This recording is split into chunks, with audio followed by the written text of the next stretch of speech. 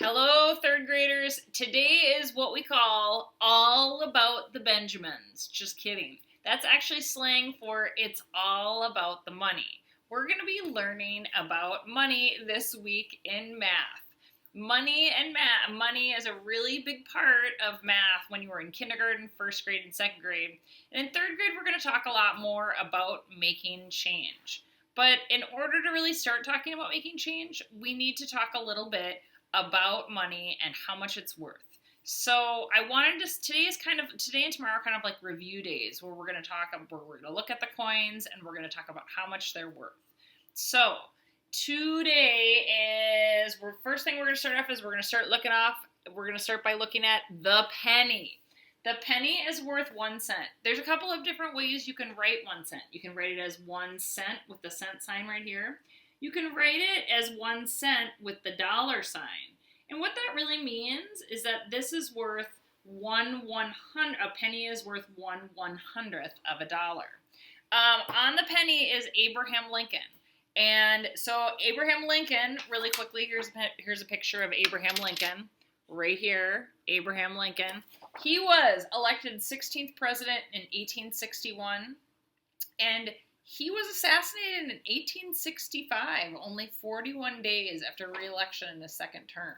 Jason, do you have any other facts about Abraham Lincoln? Yes, he invented the WWE wrestling. He did not invent WWE wrestling. So this guy is my fact checker and not always accurate. Okay, there's also a really good rhyme that you probably learned. He had a beard growing on his back. He did not. Okay, this was a rhyme that you probably learned in kindergarten, which is penny, penny, easily spent, copper brown and worth 1 cent. So you can say that with me in your mind to remember how much penny is worth.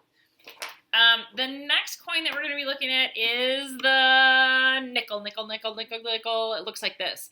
The nickel is like the fattest coin. So a nickel is worth 5 cents. You can write 5 cents like this. You can write 5 cents like this.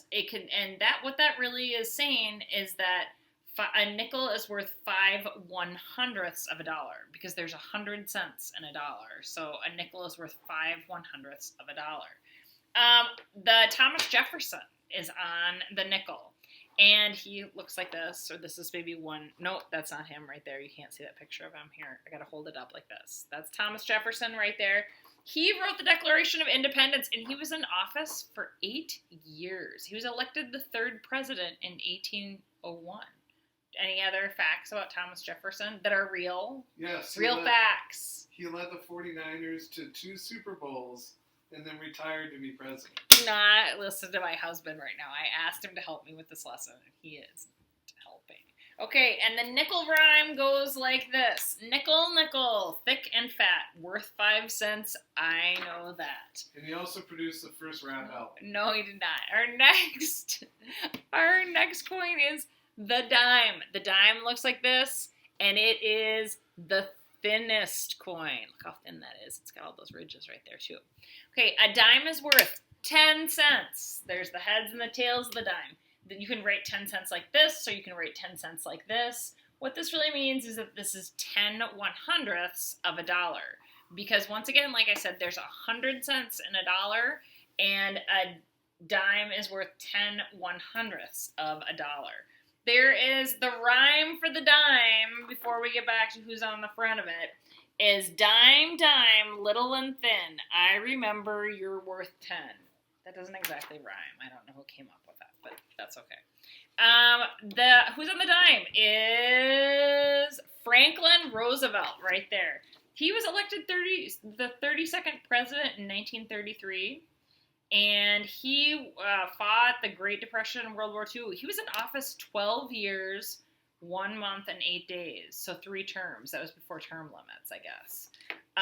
Okay. So, do you remember anything about Franklin Roosevelt? Yes, before he became president, he was big into monster trucks.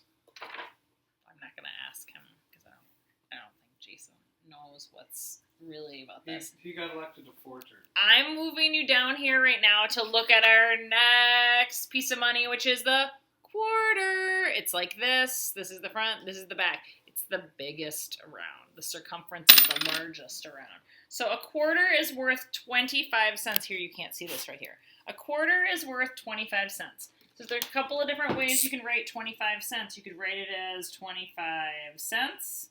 You could write it as, with the dollar sign, you could write it as 25, because it's like 25 parts, or 25 parts of 100.